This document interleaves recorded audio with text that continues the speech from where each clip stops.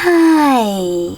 In front of me is T-Mobile phone 6 and today I would like to show you how you can install and apply iOS launcher on this device. You need to begin by opening Play Store and clicking on the search bar. Then type in iOS launcher.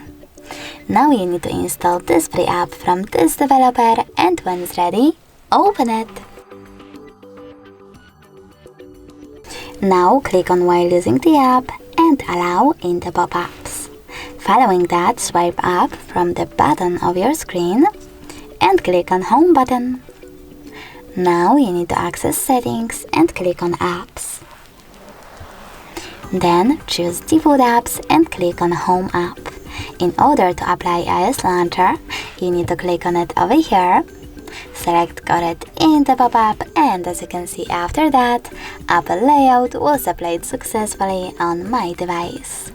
If you wish to switch between your layouts, you can do that by going into the same settings and tapping on Quick Step or iOS launcher.